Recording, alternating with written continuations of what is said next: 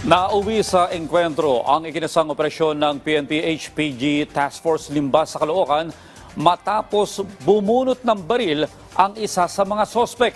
6 ang arestado at isa naman ang sugatan na napagalamang dati palang pulis. Narito ang ulat ni Ryan Lesigues.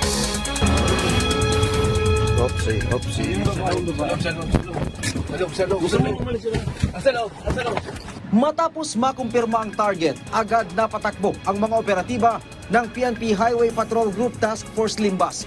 Dumapa ka, yumuko ka. Verifying ka, yumuko ka. Ang kanilang target, ang grupo na nasa likod ng iba't ibang modus sa Caloocan City. Ayon kay PNP spokesperson Police Lieutenant Naday Malang, isang buwan isinilalim sa surveillance ang grupo.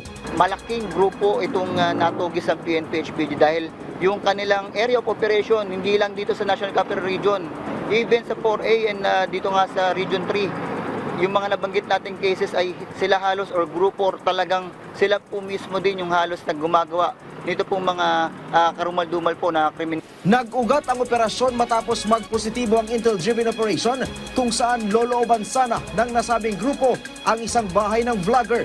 Pero ang di nila alam, napapalibutan na pala sila ng mga pulis.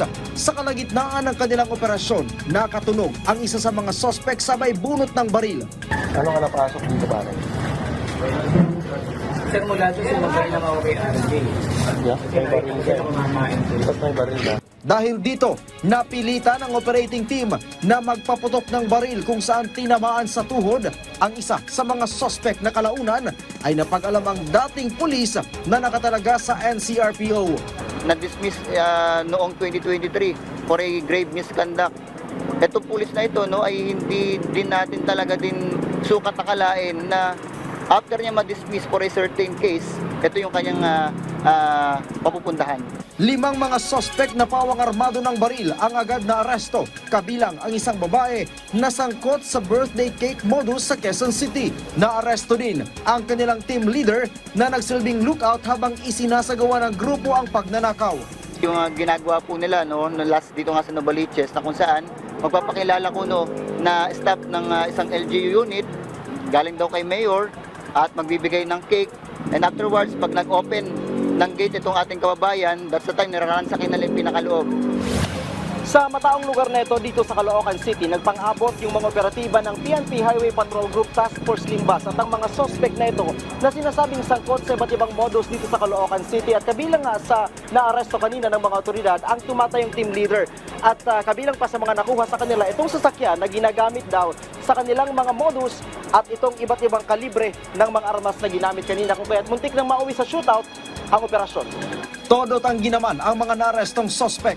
Hindi naman po ako nakaano po. Saan ka na-aresto? Saan lugar ka na-aresto? Yan po, Sana sa bahay.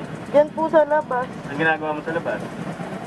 Sumakay po ako ng sasakyan dahil alis na po kami. Pero saan kayo galing? Doon po sa pinsan po ni Ayang. Inaalam na rin ng PNP-HPG kung may iba pang kasamahan ang mga sospek. Una, sa rentang scheme, pagkakuha ng rentang sasakyan, gagamitin na yun para paggamit sa ibang krimen. Ryan Lesigues para sa Pambansang TV sa Bagong Pilipinas.